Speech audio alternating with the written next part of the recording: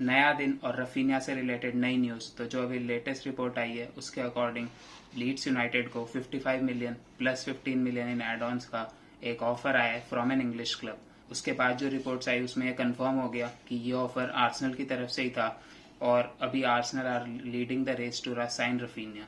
तो almost 70 million euros का offer दिया है रफीनिया के लिए, जो कि मैं भी शॉक्ड हूँ कि एक काफ़ी बहुत ज़्यादा प्राइस है रफीनिया जैसे प्लेयर के लिए। मैं उनको डिसक्रेडिट नहीं कर रहा हूँ, बट आजकल की मार्केट भी वैसे एक तरीके से स्क्यू हो गई है जिसमें हर प्लेयर का प्राइस कुछ ज़्यादा ही बढ़ गया है। बिकॉज अगर आप देखें तो रफीनिया ने आज सच बहुत ज़्यादा कुछ सेंसेशनल नहीं किया है। हालांकि लीड्स यूनाइटेड को रेलीगेशन से बचाने में उनका काफ़ी इंपॉर्टेंट रोल था, बट अगर आप उनके स्टैट्स देखें तो 11 गोल और 5 असिस्ट थे पूरे सीजन में। बहुत एस्टॉनिशिंग या बहुत ही एकदम ग्राउंड ब्रेकिंग स्टैट्स तो है नहीं। तो 70 मिलियन यूरोज एक बहुत बड़ी अमाउंट है। आर्सेनल एक बहुत बड़ी अमाउंट पे कर रहा है, ऑलमोस्ट लीड के वैल्यूएशन पे है। लीड 65 मिलियन पाउंड जाती है जो कि अराउंड 72-73 मिलियन यूरोज होता है, और आर्सेनल ऑलरेडी 70 मिलियन यूरोज का ऑफर अगर देने को तैयार है जो कि रिपोर्ट से आ रहा है, तो मेरे ख्याल से ये ऑफर लीड्स डेफिनेटली एक्सेप्ट कर सकती है। और डेको जो कि रफीनिया के एजेंट हैं और एडू के बीच में डेफिनेटली अच्छे रिलेशनशिप हैं। और जो कुछ दिन पहले रिपोर्ट्स आई थी कि रफीनिया का जो ऑन्ट्राज है वो लंदन कॉलोनी भी आया था एडू से और आर्सेनल की टीम से बात करने। तो डेफिनेटली हो सकता है अगर बार्सिलोना मूव्स ना दिखाए उनके लिए, जैसा कि रिपोर्ट से आ ही रहा है कि Barcelona are not willing to pay the price for Raphinha, और वो डेम्बेले को एक्सटेंड करना चाहते हैं और उनकी दूसरी प्रायोरिटीज भी हैं लाइक एंजेल डी मारिया, मतलब एक तरीके से सस्ता ऑप्शन देख रही है बार्सिलोना। तो हो सकता है रफीनिया वाली डील आर्सेनल सिक्योर कर सकती है। बट आर्सेनल को वही, जैसा मैंने पहले की वीडियोस में भी कहा है, कि जल्दी करनी पड़ेगी। बिकॉज जितना आप डिले करेंगे उतनी ज़्यादा टीम्स इंटरेस्टेड होती जाएंगी, और अगर कोई आपसे बड़ा क्लब आ जाता है या कोई बेटर फाइनेंशियल पैकेज अफोर्ड कर पाता है तो हो सकता है आपकी डील वहाँ पे क्रैश हो जाए। आगे बढ़ने से पहले अगर आपने इस वीडियो को लाइक नहीं किया है तो लाइक कर दीजिए और चैनल को भी सब्सक्राइब कर लीजिएगा for more such daily content.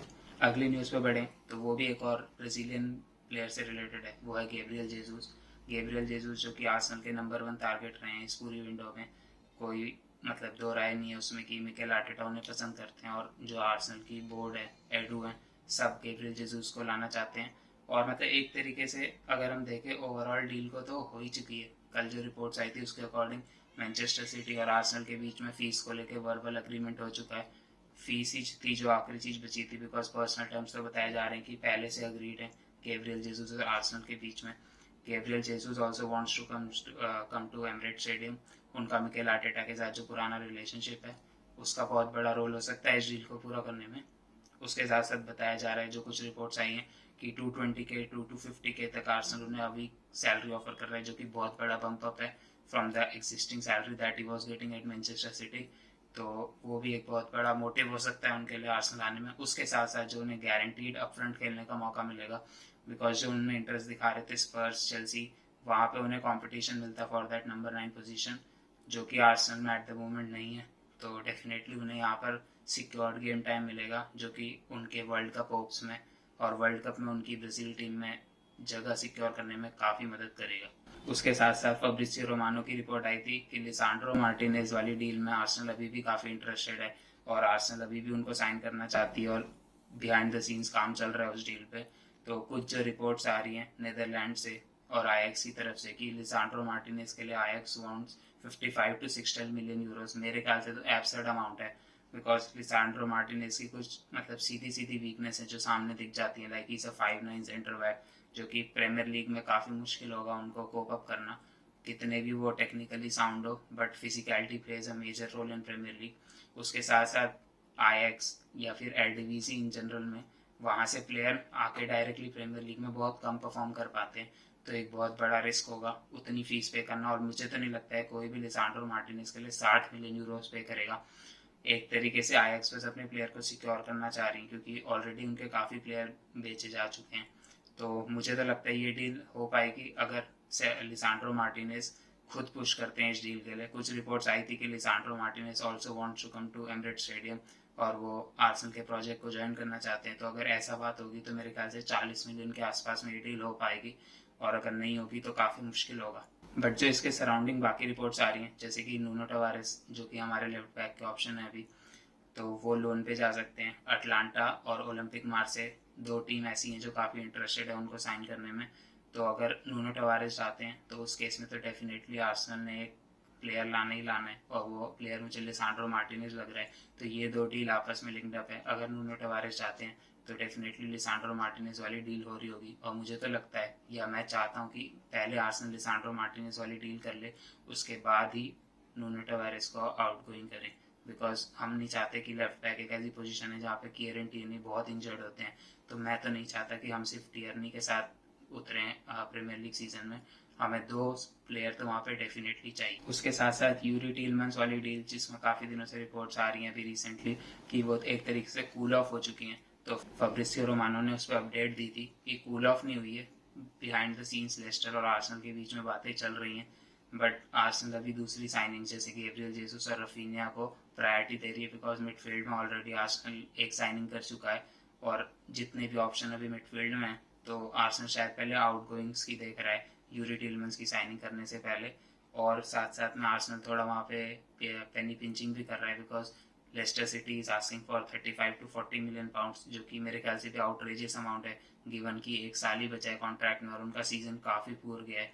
तो और आर्सेनल 25 मिलियन पाउंड्स के आसपास ही ऑफर करना चाह रहा है। तो देखना रहेगा यूरी टिलमैन्स वाली डील हो पाती है नहीं। मेरे ख्याल से तो वो लूकास टोरेरा और हो सकता है ग्रेनिट जाका की आउटगोइंग पर भी डिपेंड करे कि वो डील आर्सेनल पूरी करती है या नहीं करती। उसके साथ साथ मैनचेस्टर यूनाइटेड पे बढ़े तो मैनचेस्टर यूनाइटेड और फ्रैंकी डियोंग, यही दो नाम चल रहे हैं विंडो की स्टार्टिंग से अभी तक। तो एरिक टेन हैग जिन्होंने फ्रैंकी डियोंग को अपनी नंबर 1 प्रायोरिटी साइनिंग माना है और वो अपने प्रोजेक्ट का फेस बनाना चाहते हैं उन्हें। तो बार्सिलोना है जो कि बिल्कुल हिलने का नाम नहीं लेती अपनी वैल्यूएशन से। तो बार्सिलोना अपना 85 मिलियन वैल्यूएशन कम नहीं करना चाहती और उन्हें 75 मिलियन फिक्स चाहिए ही चाहिए, एड ऑन्स उसके ऊपर चाहिए।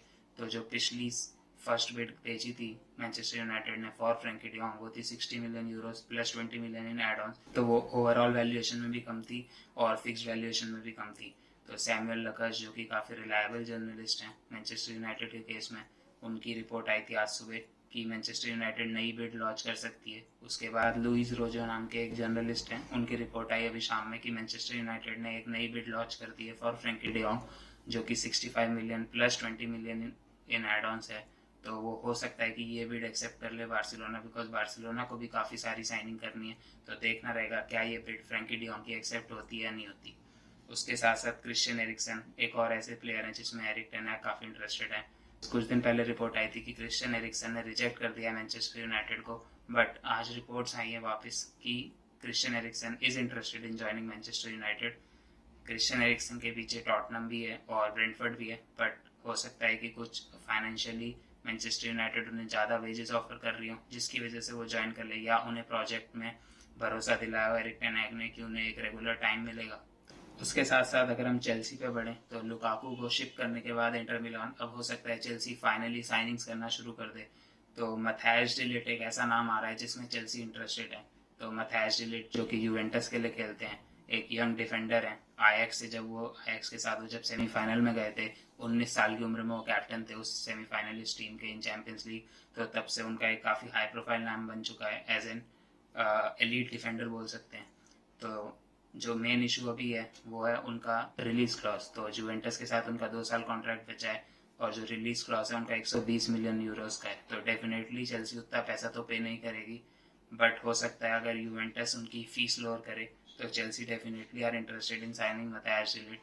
मैथायस डिलिट ने भी काफ़ी बार ये अभी रिसेंट टाइम्स में अपनी इच्छा ज़ाहिर की है कि वो खुश नहीं है यूवेंटस में, और वो स्पोर्टिंग प्रोजेक्ट से भी उतना खुश नहीं है जिस तरीके से उनका स्पोर्टिंग प्रोजेक्ट बढ़ रहा है। तो देखना रहेगा क्या मैथायस डिलिट आ सकते हैं इस समर चेल्सी में।